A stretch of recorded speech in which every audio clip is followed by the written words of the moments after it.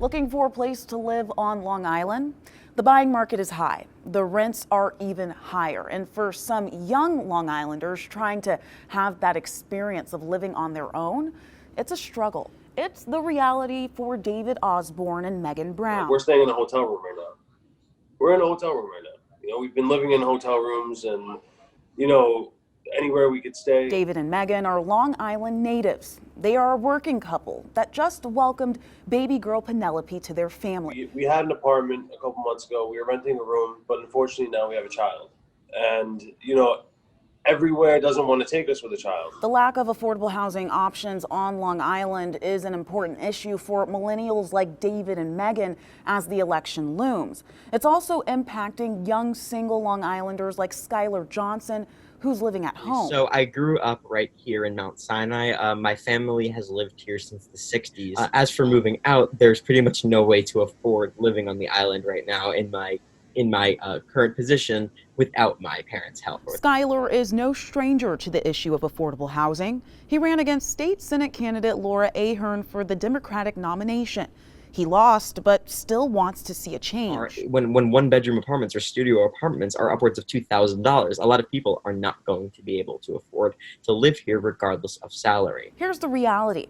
According to the Long Island Association, today, just 3 out of 10 millennials own a house on the island. At 20 years old, Skylar is a part of a new generation, the Zoomers, hoping to eventually leave home and stay on the island, but all agree that prices are too high and affordable options are too low. I have a friend who makes nearly $80,000 a year, and he can barely find affordable housing in this area of the island. So our budget is basically anywhere from 15 to 19, and that would be, with most things included. Caddy Anastasio sells homes for a living.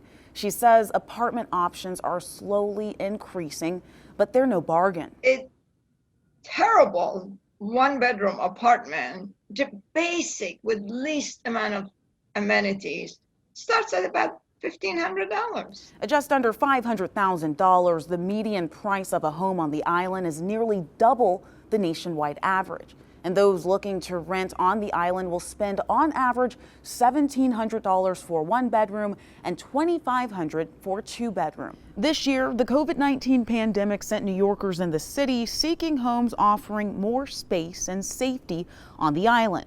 Anastasio says those with limited budgets are battling buyers with the means to offer above market value. We would go in, the house was listed at $525,000. If it was in fact meeting their criteria, they love it, okay, they had to bid it up.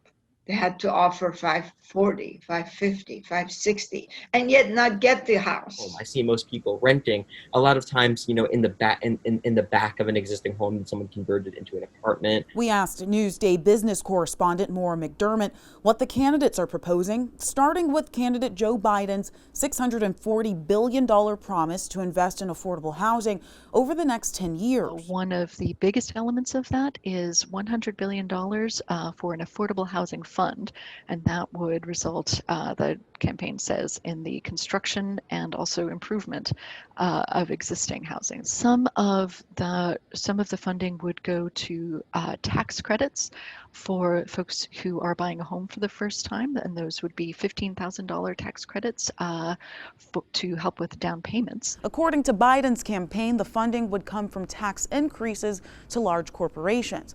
Over at the White House, a different approach. One of President Trump's signature programs is the Opportunity Zone program, which creates tax breaks for developers who build in low-income areas. What one can say is that the goal of the Opportunity Zone program is to result in more construction of housing in low-income areas. But the issue spans beyond low-income areas. For young people, many are just getting started. They're making a salary that would let them afford a wonderful house, somewhere else, but on Long Island, they just can't make ends meet, and so they end up having to live with their parents. Megan says she wants to see more affordable housing options for young professionals. That there are professional young families that really do need affordable housing, not 3 months up front. That makes it very difficult to move in a place when it's $4,800 to move in. Skylar believes this change can come from young voices. You have the ability to inspire others to get involved, to protest, to make your voices heard,